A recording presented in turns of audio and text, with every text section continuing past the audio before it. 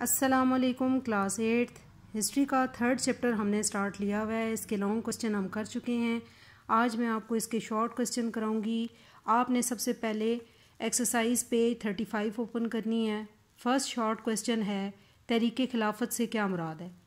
Notice میں بھی آپ کے پاس آنسر موجود ہے اور بک کے پیج نمبر 31 پہ آپ کو شارٹ کوسچن نمبر 1 کا آنسر ملے گا. تو شارٹ کوسچن نمبر 1 ہے تحریک خلافت سے کیا مراد ہے. یہ آپ نے لانگ میں بھی کیا ہے. ترکی کی علاقائی سالمیت کو برقرار رکھنے اور مقامات مقدسہ کی حفاظت کے لیے پہلی جنگ عظیم میں برصغیر کے مسلمانوں نے ایک تحریک چلائی تھی جو کہ انگریزوں کے خلاف چلائی گئی تھی. تاریخ میں اس تحریک کو تحریک خلافت کے نام سے یاد کیا جاتا ہے اور مجلس خلافت کا قیام ستمبر 1919 کو عمل میں لایا گیا. یہ شارٹ کوسچن نمبر 1 کا آنسر ہے.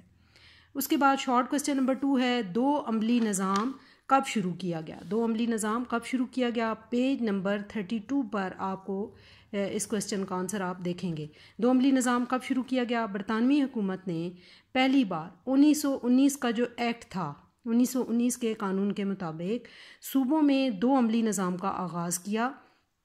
دو عملی نظام کا مطلب ہے دوہری حکومت جو دو با اختیار اداروں کے تحت کام کرے، یعنی ایگزیکیوٹیو کونسل اور وزراء کی کونسل. یہ دونوں ادارے پورے صوبے کا انتظام سنبھالنے کے مجاز تھے. دو عملی نظام 1919 کے قانون کے تحت پہلی بار صوبوں میں برطانوی حکومت نے شروع کیا. یہ شارٹ کوسچن نمبر 2 ہے. اس کے بعد شارٹ کوسچن نمبر 3 ہے مسلم لیگ کے قیام کے مقاصد لکھیں. مسلم لیگ کے قیام کے مقاصد یہ آپ نے لانگ میں بھی کیے ہیں. پیج نمبر 27-28 پر اس کا آپ کو آنسر ملے گا. 30 دسمبر 1906 کو آل انڈیا مسلم لیگ کا قیام عمل میں لایا گیا. اس کے قیام کے اہم مقاصد درج ذیل تھے. سب سے پہلا مقصد برصغیر کے مسلمانوں کے سیاسی حقوق اور مفادات کی حفاظت کرنا. دوسرا مقصد مسلمانوں میں برطانوی حکومت یعنی انگریز حکومت کے لیے مفاہمت اور وفاداری کا جذبہ پیدا کرنا. اور تیسرا ہے برصغیر کی دوسری اقوام سے دوستانہ تعلقات قائم کرنا اور اتحاد کی راہیں تلاش کرنا. یعنی پہلا مقصد جو تھا وہ یہ تھا کہ برصغیر کے مسلمان اپنے سیاسی حقوق اور اپنے فائدے کو پہچان سکیں.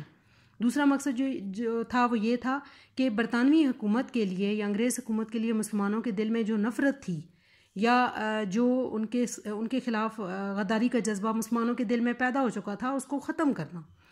تیسرا جو مقصد تھا وہ یہ تھا کہ نہ صرف انگریزوں سے بلکہ برصغیر کے اندر جو رہنے والی دوسری اقوام ہیں ان کے ساتھ دوستانہ تعلقات قائم کرنا اور اتحاد کی راہیں تلاش کرنا. آپس کے قوموں کے جو اختلافات تھے ان کو ختم کرانا. یہ مسلم لیگ کے قیام کے بنیادی مقاصد تھے. نیکسٹ شارٹ کوسچن ہے شارٹ کوسچن نمبر 4 سول نافرمانی کی تحریک کیوں شروع کی گئی. اس کا آنسر آپ کو بک کے پیج نمبر 32 پر بھی مل جائے گا اور آپ کے نوٹس میں بھی موجود ہے. سول نافرمانی کی تحریک ہندو لیڈر موہن داس کرم چند گاندھی نے شروع کی تھی جو کہ کانگریس کے بنیادی یا بڑے لیڈر تھے. اس کا مقصد یہ تھا کہ جو برطانوی انتظامیہ ہے یعنی جو انگریز حکومت جو برصغیر کے اندر انتظام سنبھالے ہوئی تھی ان کو بے بس کیا جائے، ان کی حکومت کا خاتمہ کیا جائے. گاندھی نے اعلان کیا کہ جتنے بھی ہندوستانی ہیں چاہے اس میں مسلمان ہیں چاہے اس میں سکھ ہیں چاہے ہندو ہیں تو سارے لوگ حکومتی نوکریوں کو چھوڑ دیں، عدالتوں اور دفتروں کا مکمل بائیک آؤٹ کریں اور جو انگریز حکومت ہے اس کو بے بس کریں. تو یہ سول نافرمانی کی تحریک شروع کرنے والا جو شخص تھا وہ موہن داس کرم چند گاندھی تھا. نیکسٹ آپ کا شارٹ کوسچن جو بک پہ دیا ہوا ہے وہ انکلوڈ نہیں ہے، اس کی جگہ آپ نے سر سید احمد خان کا انٹروڈکشن دینا ہے. سر سید احمد خان کون تھے. سر سید احمد خان 17 اکتوبر 1817 کو دہلی میں پیدا ہوئے. آپ وہ شخصیت تھے جنہوں نے انگریزوں کے دل میں مسلمانوں کے لیے نرم گوشہ پیدا کرنے کی کوشش کی. آپ وہ شخصیت تھے جنہوں نے انگریزوں کے دل میں مسلمانوں کے لیے جو نفرت تھی اس کو ختم کرنے کے لیے اہم کردار ادا کیا. آپ نے 1867 میں بنارس میں اردو ہندی تنازع جو زبان کا تنازع تھا، انگریز جو تھے وہ چاہتے تھے کہ جو سرکاری زبان ہے وہ انگریزی کی جائے، وہ اردو ہندی ان دونوں زبانوں کو ختم کرا رہے تھے.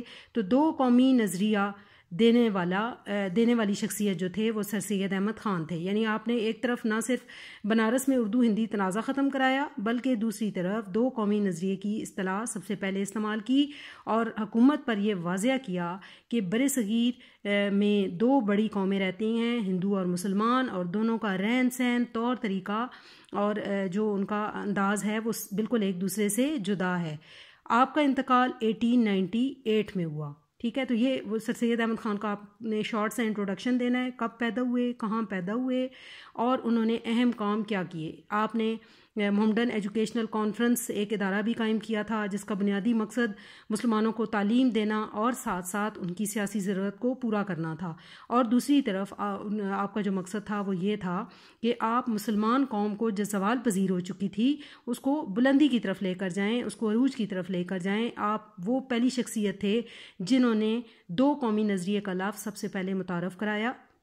بعد میں علامہ اقبال نے اس کی بنیاد پر خطبہ الہ آباد میں مسلمانوں کے لیے الگ ریاست کا تصور پیش کیا. تو آپ کا انتقال جو ہے سر سید احمد خان کا وہ 1898 میں ہوا ہے. ٹھیک ہے، تو یہ آپ کے شارٹ کوسچن تھے 3rd چیپٹر کے، یہ آج آپ لوگوں نے بہت اچھے طریقے سے یاد کر لینے.